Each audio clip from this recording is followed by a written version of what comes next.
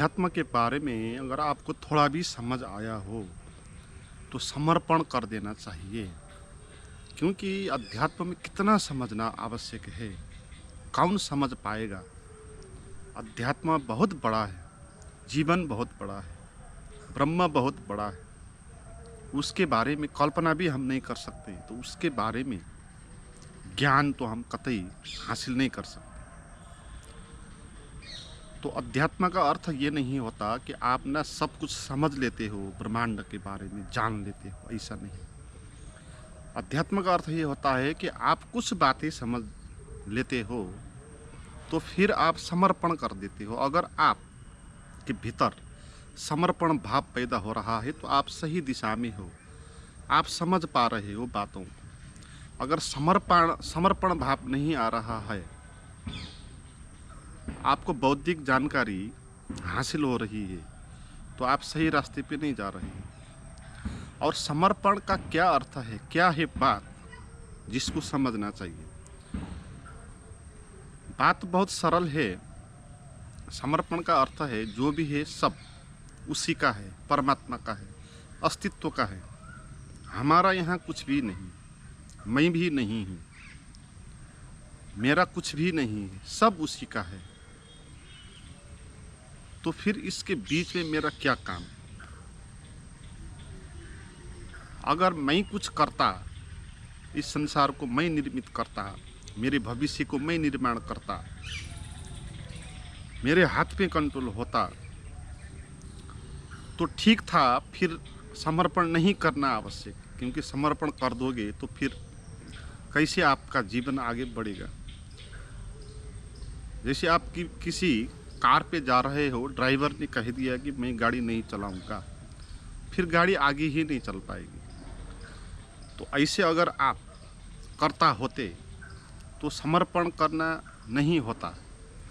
मगर अध्यात्म में इतनी ही बात आपको समझनी है ना कि आप करता नहीं हो, जो कुछ भी हो रहा है सब वही कर रहा है, अस्तित्व ही कर रहा है। आपका जन्म हुआ अस्तित्व के द्वारा ही हुआ। आपने निर्णय नहीं किया, आपकी मृत्यु होगी, आप निर्णय नहीं करोगे, अस्तित्व ही निर्णय करेगा। आपके जीवन, आपके शरीर में जो भी घटित हो रहा है प्रक्रियाएं, ब्लड का सर्कुलेशन हो रहा है, पाचन की प्रक्रिया हो रही है, किडनी काम कर रही है, लंग काम कर रहा है, जो कुछ भी काम कर रहा है ये आप नहीं कर रहे हो, अपने आप ही हो रहा, प्रकृति के द्वारा ही हो रहा। तो अगर सभी कुछ अपने आप ही हो रहा है तो फिर आपका क्या काम। फिर आप क्यों अपने को मैं कहते हो, मैंने ऐसा किया, मैं ऐसा करूँगा, उसने मेरे साथ ऐसा किया। ये भाषा आप क्यों बोलते हो। यही नासमझी है। नासमझी का अर्थ यही है, आप मान रहे हो कि आप कर रहे हो आपके जीवन में जो हो रहा है, मगर आपके द्वारा यहाँ कुछ भी नहीं हो रहा। अहंकार कुछ भी नहीं कर सकता। अहंकार छोटी छोटी बातों को भी नहीं कर सकता। आपको भूख भी नहीं लगा सकता, आपको नींद भी नहीं लगा सकता। आप ट्राई करके देखो, आपको नींद नहीं लग रही तो अहंकार को कह दो, हे अहंकार तू इतना बड़ा है, मुझे नींद लगा दे। आप कह दो अहंकार को, हे अहंकार तू इतना बड़ा शक्तिशाली है, तो मेरे माइंड में जो थॉट चल रहे हैं उसको शून्य कर दे। आपका अहंकार यहाँ कुछ भी नहीं कर रहा है, सभी कुछ अपने आप हो रहा है। आपका अहंकार केवल पीछे से दावा कर रहा है कि मैंने किया। जैसे आपके शरीर में भूख लगी तो आपने खाना खाया, तो अहंकार कहेगा मैंने खाना खाया। अहंकार ने खाना नहीं खाया। अहंकार अगर खाना खाता तो जब आप बीमार होते तो उस वक्त भी खा लेता। अहंकार छोटी छोटी बात भी नहीं कर सकता ना, क्योंकि अहंकार एक मान्यता है। अहंकार कोई वास्तविक शक्ति तो नहीं है ना जो कुछ करती है, वो एक मान्यता है, अपने को मैं कहने की मान्यता है। आप अपने को मैं कहते हो और जो कुछ भी आपके जीवन में हो रहा है फिर वो अहंकार दावा करता है कि ये मैंने किया, ये मैं करूँगा, और काम पहले हो जाएगा। अहंकार पीछे से दावा करेगा, ठप्पा लगाएगा, ये मैंने किया। आप खाना खाएंगे भूख के कारण और अहंकार दावा करेगा कि मेरे कारण मैंने खाया। आप कहीं चलोगे, आप कहोगे कि मैं चल रहा हूँ, मैं चला, मगर आपके चलने में आपका अहंकार कुछ नहीं कर रहा है, आपका पैर चल रहा है ना, आपके शरीर में जो एनर्जी है वो काम कर रही है। वहाँ जाने का जो निर्णय किया, आपके मन में थॉट आया, तो आपका पैर वहाँ चला।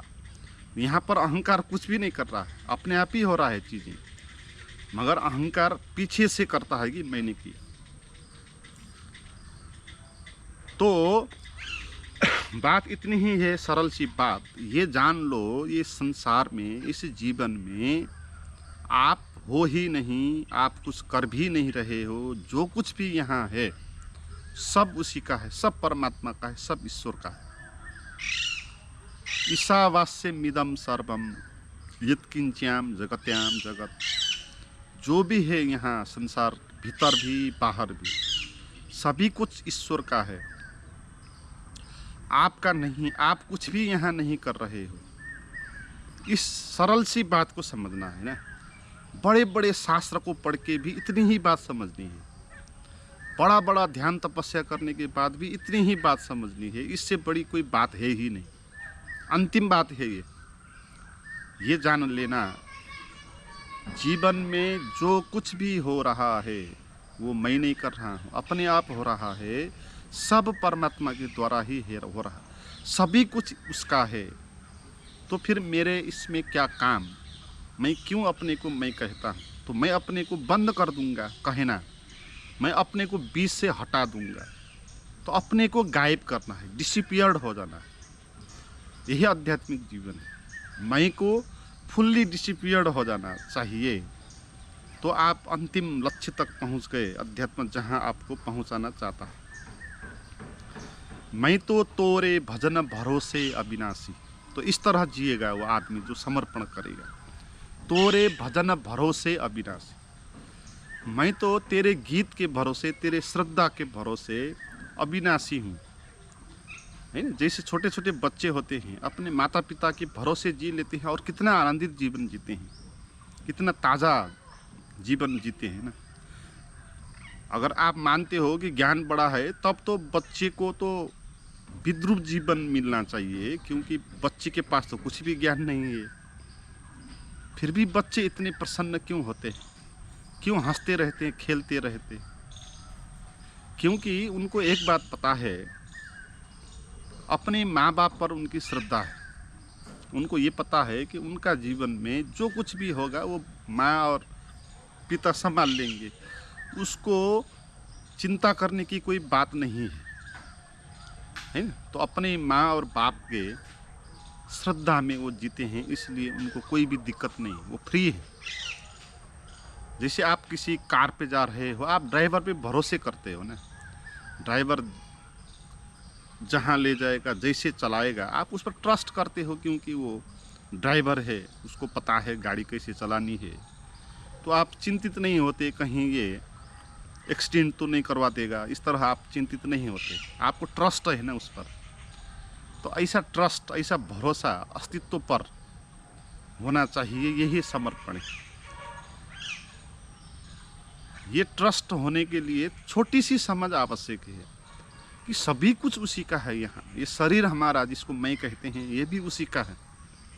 आत्मा है जो, वो भी उसी की, और ये अहंकार भी उसी का है। अहंकार भी तो मैंने नहीं बनाया ना, सब उसी का है। मगर समर्पण करने में कठिनाई क्यों होती है?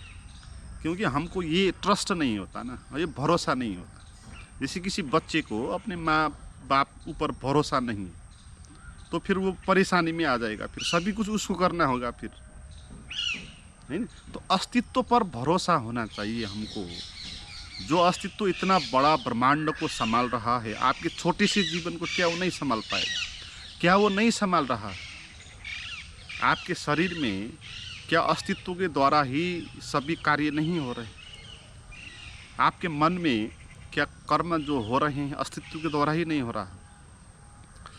मगर समर्पण एक तरफ से हम तो करते हैं, मान भी लेते हैं भगवान को, पूजा पाठ भी कर लेते हैं, श्रद्धा भी कर लेते हैं, मगर दूसरी तरफ फिर शंका कर लेते हैं और खुद पर निर्भर हो जाते हैं। तो ये कठिनाई है। समर्पण आधा अधूरा नहीं हो सकता। हमारा जो समर्पण है आधा अधूरा है। एक तरफ से हम कहते हैं सब प्रभु की इच्छा है, वो जो करवाएगा हम करेंगे, नहीं करवाएगा नहीं करेंगे। तो दिखने में ऐसा लगेगा कि वो फ्री हो गया अब, मगर ऐसा नहीं है। फिर वो अस्तित्व पर श्रद्धा नहीं करेगा, फिर अपने हाथ में ले लेगा। फिर कहीं कुछ हो जाए तो घबरा जाएगा, फिर करने लग जाएगा। वो सो एक कहानी बताते थे कृष्ण की। एक बार कृष्ण रुक्मिणी के साथ खाना खा रहे थे और अचानक बीच में ही उठ के चले गए। रुक्मिणी ने पूछा कि आप बीच में रुक के क्यों चले गए? कृष्ण कहने लगे, मेरा एक भक्त आ रहा रास्ते पे, उसको लोग पत्थर मार रहे और वो मेरे में पूरा श्रद्धा करके आ रहा है, हंस के आ रहा है। तो इस सिचुएशन में मुझे जाना चाहिए उसको बचाने के लिए।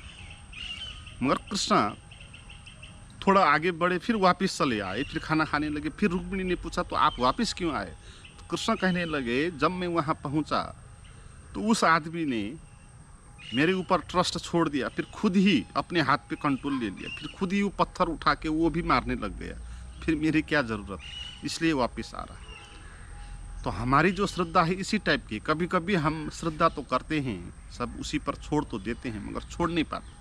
फिर अपने हाथ पर कंट्रोल लेते हैं। हमको भय लगता है कि क्या पता अगर पूरा ही उस पर छोड़ दूं तो कुछ ना हो जाए मेरे जीवन में, तो मुझसे भी कुछ करना चाहिए।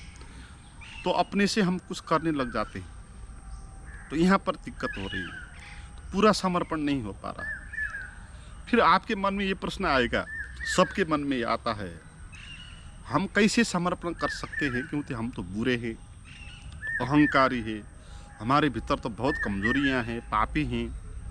तो कैसे समर्पण करें? तो समर्पण करने के लिए आपको धार्मिक होना, असली होना, तपस्वी होना नहीं है। क्योंकि अगर आप धार्मिक होते, निरअहंकारी होते, तो समर्पण की आवश्यकता है क्यों? समर्पण इसीलिए तो करना है कि आप अहंकारी हो। अहंकारी ही नहीं होते तो समर्पण की क्या बात है? इसलिए समर्पण करने का अर्थ ये है कि जो कुछ भी आपके पास है, आपको ये नहीं कहा कि आप अच्छे बनो फिर समर्पण करो। अच्छे बनोगे तो फिर समर्पण करने की आवश्यकता ही क्यों? समर्पण करने का अर्थ आप जैसे हो, जो भी हो, सब आप स्वीकार हो। परमात्मा को स्वीकार है, तुम जैसे भी हो। हमारा जो कुछ भी है सब परमात्मा का है ना। तो दुख है, तनाव है, तो वो भी परमात्मा का है। अहंकार है, आप कहते हो कि अपराधी हो, तो वो अपराध भी परमात्मा ने ही किया। तो जो कुछ भी है वो सब परमात्मा का है। तो फिर छोड़ने में क्या दिक्कत? आप छोड़ दो उस अहंकार को, दुख को भी छोड़ दो, क्योंकि दुख भी उसी का, सुख भी उसी का। और आप दुखी हो इसीलिए ज़्यादा दुखी हो क्योंकि आप समर्पण नहीं करते ना, दुख का विरोध करते हो। तो जिसको हम विरोध करते हैं वो चीज़ हम पर ज़्यादा हावी हो जाती है। अगर आप उसको स्वीकार कर लेते हो तो दुख भी दुख नहीं रहता है। तो आप अपने दुख को छोड़ दो, उसको स्वीकार कर दो, कह दो कि ये परमात्मा की व्यवस्था है, वो जाने। दुख है तो भी ठीक ही होना चाहिए, क्योंकि मुझे अभी और कुछ पकना है, कुछ और निखार लानी है। इसलिए दुख का होना भी आवश्यक है, परेशानी की होनी भी आवश्यक है। तो ये भी उसी का उपाय होगा ना। आपको कैसे पता कि दुख का होना गलत ही है? तो इस दृष्टि से आप दुख को देखोगे और दुख को भी आप समर्पण कर दोगे। तो फिर जहाँ हो, जैसे हो, अपराधी हो, पापी हो, जैसे भी आप अपने को कहते हो, आप परमात्मा के साथ एक हो जाओगे। आपका दुख, अहंकार, पीड़ा सब विलीन हो जाएगा। क्योंकि दुख, अहंकार, पीड़ा, धर्म, पाप, ये सब हमारी व्याख्या है। हम कहते हैं ना किसी चीज़ को गलत, किसी चीज़ को सही। परमात्मा के आगे कोई भी चीज़ न गलत है न सही है, वो चीज़ है बस। इसीलिए मैं बुरा हूँ, पापी हूँ, तो समर्पण कैसे करूँ, ये प्रश्न उठेगा ही नहीं। आप बुरे हो, अहंकारी हो, इसीलिए समर्पण करना है। इसलिए समर्पण करने के लिए कुछ शर्तें नहीं है आपका, आप जैसे भी हो समर्पण कर सकते हो, मगर पूरा समर्पण आपका होना चाहिए। और उसके लिए आपको यही समझ तो आवश्यक है ना कि सभी कुछ उसी का है, तो अपने आप को बीच से आपको हटा देना है।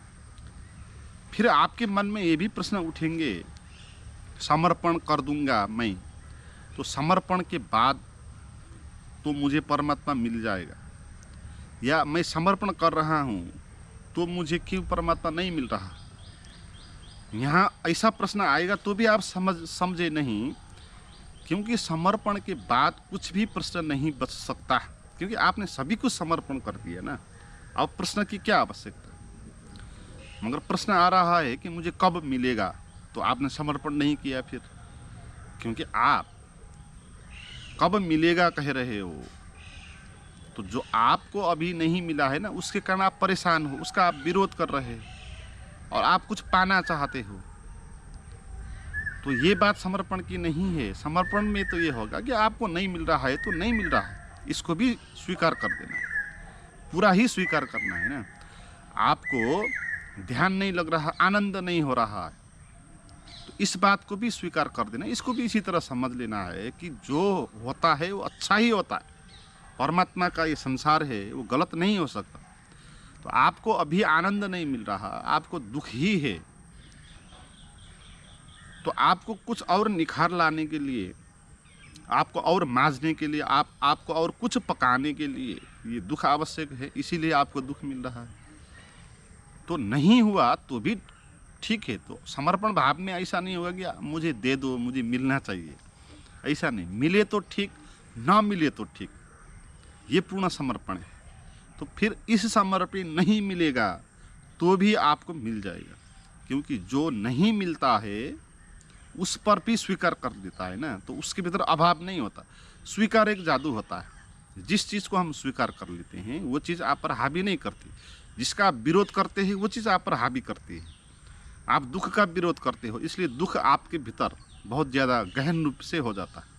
आप दुख को स्वीकार कर लो तो दुख भी नहीं बचेगा। कोई जो दुख तक को स्वीकार कर लेगा, जो ये कहेगा कि दुख है तो ठीक है, दुख मुझे चाहिए, क्योंकि ये परमात्मा का यही नियम है कि मुझे दुखी होना है ना। क्योंकि मैंने तो दुख का पैदा नहीं किया ना, मुझे तो नहीं पता ना मुझे क्या आवश्यक है। तो जो समर्पण करने वाला होगा ना, तो वो अपने हाथ पर कुछ भी नहीं लेगा, है ना। आप सही गलत की व्याख्या भी नहीं करोगे। आप दुख नहीं होना चाहिए, सुख होना चाहिए, ये भी नहीं कहोगे, क्योंकि सुख होना सही ही है ये मुझे कैसे पता, दुख होना गलत ही है ये मुझे कैसे पता, मुझे तो कुछ भी पता ही नहीं है ना। तो जो कुछ भी होगा वो सब परमात्मा के कारण ही होगा, तो कुछ भी गलत हो नहीं सकता। तो आप अज्ञानी हो तो अज्ञानी होने को भी आप स्वीकार करेंगे, दुख है तो दुख को भी आप स्वीकार करेंगे, उसको भी समर्पण कर देंगे। तो फिर आपका ऑल प्रॉब्लम सॉल्व हो गए, तो फिर कोई समस्या बची नहीं आपकी, कोई प्रश्न आपका नहीं बचा ना। आप नहीं, आप ये कहोगे जो कुछ भी है जो परमात्मा का ही है वही करेगा, तो आपका अहंकार तो कुछ नहीं कर रहा है ना। तो आप बीच से अपने को गायब कर देंगे, तो आपका जीवन ऐसा होगा जैसे हवा में एक पत्ता उड़ता है, हवा जहाँ उड़ाएगा पत्ता वहीं उड़ेगा, नहीं उड़ाएगा तो नीचे बैठ जाएगा, फिर उड़ाएगा तो आगे। तो इस तरह आपका जीवन होगा, जहाँ ले जाएगा आपको आप चलेंगे, नहीं ले जाएगा तो नहीं ले जाएगा, बैठेंगे। आपकी अपनी मर्जी नहीं, आप सब मर्जी प्रभु पर छोड़ देंगे। मित्रों, इसको ध्यान में भी आप प्रयोग कर सकते हैं। आप बैठे हो, आपकी सांस चल रही है, तो आप सांस को समर्पण कर दो, कह दो कि ये परमात्मा जाने, सांस को छोड़ देना है, वो परमात्मा ही चला रहा है, आप नहीं चला रहे। उसको पकड़ना नहीं, उसका विरोध भी नहीं करना। ऐसे आपके मन में विचार चल रहे हैं, इसको भी छोड़ देना, समर्पित कर देना, क्योंकि जो भी विचार आएंगे, जैसे भी आएंगे, वो परमात्मा ही जाने। मैं विरोध नहीं करूँगा, ये विचार आना चाहिए भी नहीं कहूँगा, नहीं आना चाहिए भी नहीं कहूँगा, सब परमात्मा पे छोड़ दूँगा। शरीर में जो इमोशन हो रहा है वो भी उसी पर छोड़ देंगे, उसका भी विरोध नहीं करेंगे। इस तरह जब आप बैठोगे तो इस समर्पण भाव से आप वहाँ पहुँचोगे जहाँ आप होना चाहिए, जो आपका स्वरूप है, जो परमात्मा जिसको कहा कि सभी चला रहा है, तो वहाँ तक आप भी पहुँच जाएंगे, आप भी वही बन जाएंगे। मित्रों, इस तरह मेरे पास आके आप ध्यान का प्रयोग करना चाहते हैं तो अभी अक्टूबर में देहरादून में एक प्रोग्राम हो रहा है, भौतिक सत्संग। उसमें अगर आप जुड़ना चाहते हो, आना चाहते हो, तो आप उसकी इन्फॉर्मेशन वीडियो के नीचे डिस्क्रिप्शन में दी गई है, वहाँ से ले लें।